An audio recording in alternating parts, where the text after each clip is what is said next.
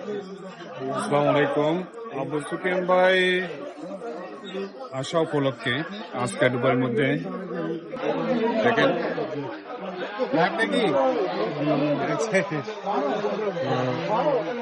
দেখেন অনেক মানুষ, সব বিএনপির নেতা, বিএনপির কর্মী সবাই নিয়ে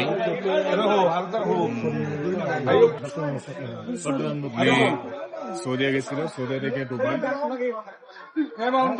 সফরে সুফিয়ান ভাই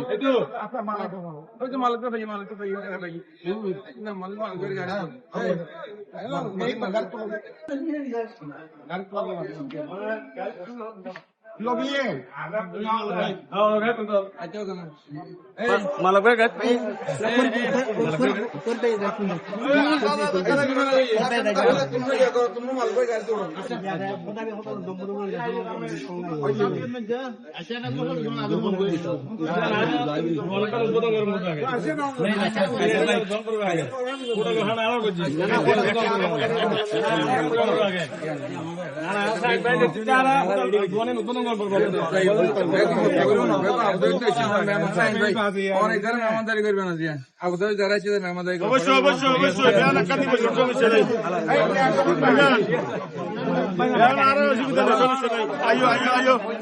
আবুধাবির মেহমান আইও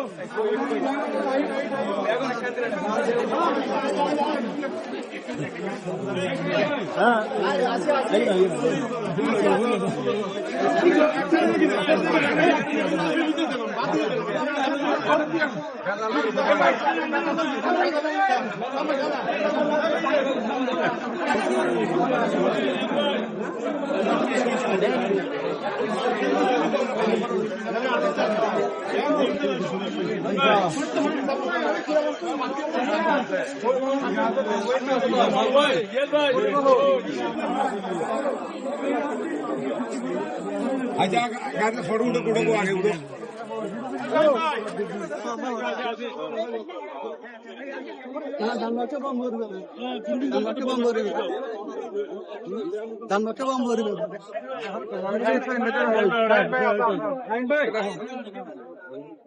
এখন মেহমান হিসেবে আবুধাবি তো মেহমান মেহমান দেখবে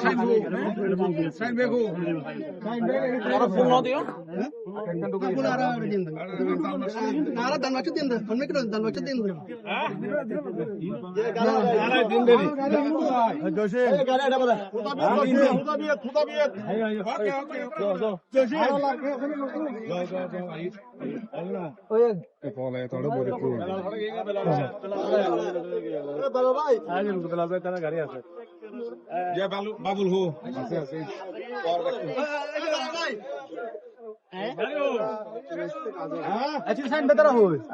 জায়গা আছে না আল্লাহ হতো আমি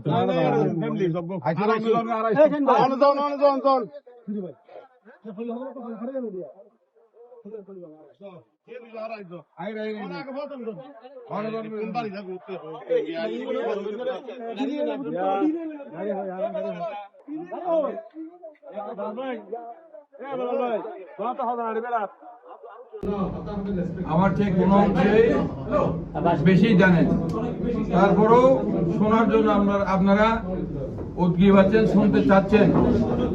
আমি একটা কথা বলি, বাংলাদেশের জাতীয়তাবাদী দলের একজন কর্মী হিসেবে আমি একজন গর্বিত কর্মী।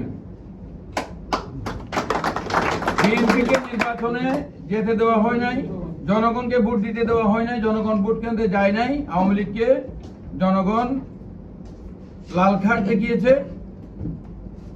আওয়ামী লীগ ক্ষমতাকে আবার রিনিউ করছে ঠিক, কিন্তু জনগণের ঘৃণায় তারা জনগণের কাছে ঘৃণার চরম পর্যায়ে তারা চলে গেছে। বিএনপির যে কর্মী হিসাবে আমরা কিন্তু কোনো কিছু হারাই নাই, ক্ষমতায় আমরা যাই নাই, যেতে পারি নাই, এটা সত্য। বাট জনগণের হৃদয়ে বিএনপির স্থান আগের চেয়ে আরো অনেক অনেক বেশি মজবুত হয়েছে, যার প্রমাণ 7 তারিখে পরবর্তী চট্টগ্রাম 10 করে একটা নির্বাচন হয়েছে, আপনারা দেখেছেন। সেই নির্বাচনে আমরা কোন সময় সভাপতি পেয়েছি, কোন সময় সেক্রেটারি পেয়েছি 200 ভোটের ব্যবধানে, কিন্তু 1000 ভোটের ব্যবধানে সেখানে আমরা পূর্ণ প্যানেল লাভ করেছি। সাথে সাথে কক্সবাজার আইনজীবী সমিতির নির্বাচন হয়েছে, সেখানে একই ধরনের রেজাল্ট হয়েছে। যেখানে জনগণ ভোট কেন্দ্রে যেতে পেরেছে, ভোট দিতে পেরেছে, সেখানে বিএনপির এইভাবে অভূতপূর্ব বিজয় এটা সংগঠিত হয়েছে। জনগণের ভালোবাসা বিএনপির সাথে আছে, সেই জন্য আমি এই দলকে নিয়ে, দলের কর্মী আমি গর্ববোধ করি। আমার হারানোর কিছু নেই বিএনপির। আজকে আমাদের নেত্রী দেশনেত্রী বেগম খালেদা জিয়া জনগণের পক্ষে কথা বলতে গিয়ে আজকে উনি কারাগারে মিথ্যা মামলায়, কোন মামলা হয় না এটা, যেভাবে এই যে অবৈধ প্রধানমন্ত্রী শেখ হাসিনা টেলিভিশনের পর্দায় এসে যেভাবে টিভির টাকা মারার কথা বলে, সেই টাকা যে টাকা কুয়েতের আমির জিয়া রহমান ফাউন্ডেশনের জন্য, জিয়া রহমান ইয়ার জন্য দিয়েছিল, চ্যারিটির জন্য দিয়েছিল, সেই টাকা এখন ব্যাংক থেকে বলা হয়েছে, কিন্তু সেটা এই অবৈধ প্রধানমন্ত্রী শেখ হাসিনার কানে সেটা যাচ্ছে না। তারা কারাগারে আমাদের নেত্রীকে আজকে তিলে তিলে হত্যা করার, মৃত্যুর দিকে আজকে নিয়ে যেতে চেষ্টা করছে।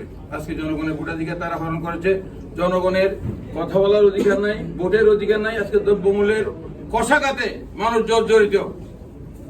আজকে গতকালকের খবরে পড়লাম যে বিদ্যুতের দাম আবার বাড়িয়েছে, গ্যাসের দাম আবার বাড়িয়েছে। বিদ্যুতের দাম বাড়ানোর পরেও এই শীতকালেও সেখানে প্রায় প্রতিদিন ঘন্টা 2 ঘন্টা করে লোডশেডিং হচ্ছে। তো এখন আমরা একটা আন্দোলনে আছি, জনগণ অধিকার প্রতিষ্ঠার সংগ্রামে।